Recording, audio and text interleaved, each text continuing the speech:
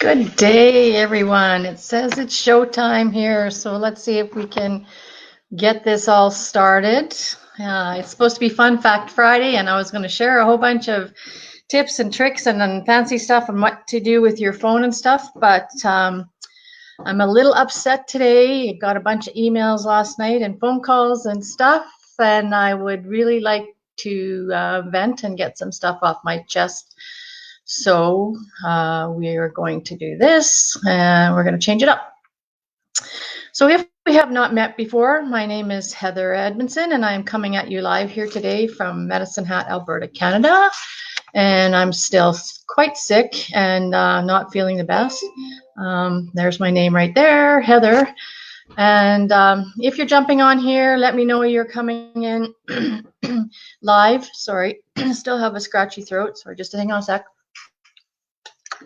Still have a scratchy throat. Still waiting to find out from nurse if I'm going to come. Hello, Susan. Thank you for jumping in. Still waiting for the nurse to call me and find out if I need to be swabbed for this COVID-19. Still not back to work, but trying to give some positive energy to everybody out there in Facebook land or in social media. So like I said, I wanted to share some things that are, get them off my chest. If you want to join in the conversation, just go to the link and give it permission so that you can also be seen and I can see who you are and you can chat with me. And we will move along here. Like I said, I was really upset by some emails that I had got, getting phone calls from work and stuff too, about how the nurses are all frustrated with not having proper supplies. They don't. A lot of them aren't feeling like they're being supported by the boss, by the upper ups, and I'm sorry if I'm offending anybody by saying that, but that's just how a lot of people are feeling. I'm reading in the feed from all of the nurses all across Alberta, or all the healthcare workers, I guess I should say, not just nurses, doctors, healthcare aides, lab techs, radiologist, all the whole bit, the whole picture. They're all frustrated with what's going on and not feeling like they're being appreciated as well.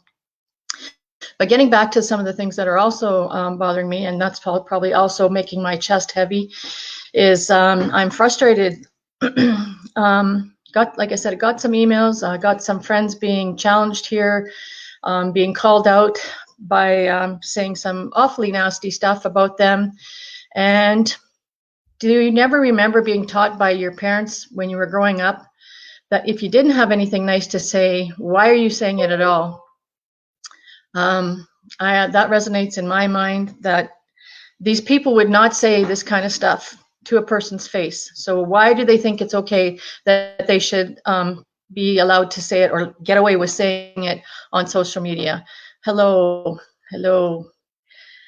Janet. Thank you for jumping in here. Like I said, why do they think they can get away with it on social media? It's a form of bullying, and we all need to take a step back and take a breath and say, before we send out a message or before we send out a text or something to somebody, read it over again. Don't send out stuff in anger. Boy, we got to respect people's boundaries here, especially in this time where everybody is frustrated and angry and stuck in a mode of fear because of all of this chaos that's going on. People are trapped at home. People are trying to work from home that have maybe never worked from home before. And they just feel out of sorts. So I get that we need to validate everyone's feelings and understand them about where they're going, what they're feeling and where they're coming in from. And say, yes, I understand that you have anger and I understand that you have fear, but you cannot act like that. You cannot behave that way. It's not acceptable. And tell me what I should do for you to be punished. Just like you were talking to a child, what would you say to them? How do you think you should be punished for acting like that? That is not acceptable behavior. You will not tolerate that kind of behavior and move forward from there. Nobody in life can tell you how to act or how to behave, but you have to have a conscience inside your head saying, hey, maybe I should draw this back and maybe I shouldn't say that. Even in a text to family, if you have a really, really big question or concern with that person, don't spread it through the whole family. Talk to that one person about it, and either talk to them on the phone about it or go face to face and talk to them. Well, social distancing thing going on, I guess you have to be 6 feet away. But you understand what I'm getting at, I hope. Hopefully some of you are getting this. As Shauna says, yes. Where are we? Show. Here we go. As Shauna's saying here, yes, if you can't say anything nice, don't say anything at all. We all have to come into this together. And I totally agree. Like, people, smarten up. Like, we all are going through chaos here, and we don't need anything more added on our brains or on our plate or on our mind to be driving us crazy and all of us losing sleep over. Like, let's grow up and be mature adults like we are taught we are supposed to be. When you are talking to someone who is an alcoholic or a drug abuser or has narcissistic behavior, you can't change the way they're thinking and you can't change the way they're acting until they want to do something about that, until they want to change things and move forward. I have 2 alcoholics in my family, 2 brothers that have alcoholics, and until they made that decision to move forward and not be in that way and change their life for the better, nobody could do anything. Nobody could drag them to a meeting or not drag them to church or whatever it is that you thought that would work for them. Nobody could do that until that person made that mind up for themselves.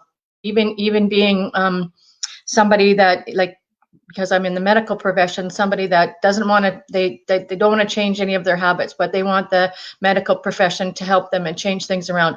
Well, you're a diabetic and you haven't been watching your sugars and you haven't been eating properly and following what the dietitian says, but oh, magically you want us to help you and fix it. Well, that's not going to happen until you take that step to move forward and help yourself.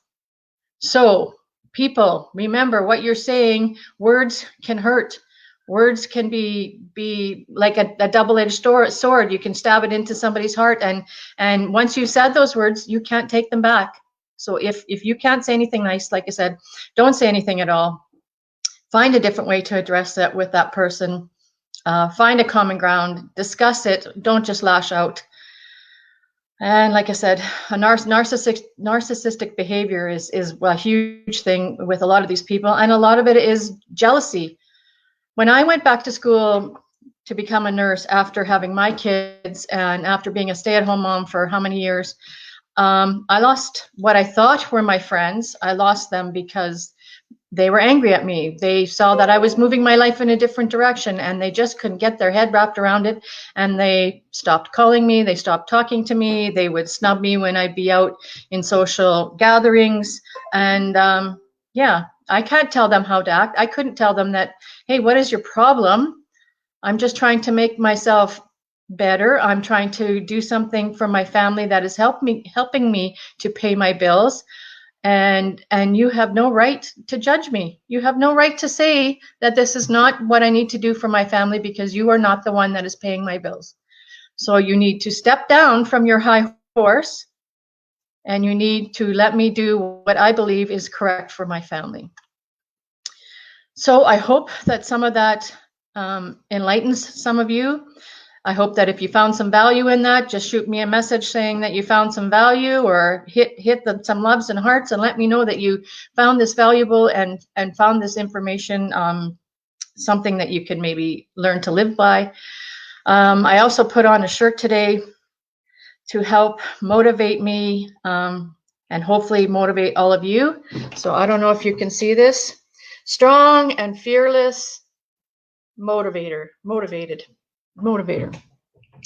So I pulled that out of my drawer just to get me in the right frame of mind today so that I can move forward and have a better day, even though I'm coughing, my throat is sore and my chest is tight. And I don't know if a lot of it is from anxiety about all of this that's going on and all of the other stuff that's been fired at us in the last 24 hours as well. But if you're coming on here after the fact, shoot me replay and I will give you a shout out after the fact. Sorry that I didn't go ahead and give you some tips about using your cell phone, some cool things with your cell phone and your computer, but I really had to get this off my chest. And thanks everyone who participated. Janet, Mel, Beth, Shauna, Susan, all of you guys, thank you for jumping on, and we will catch you on Monday, unless I have something to say before then. Bye-bye, guys.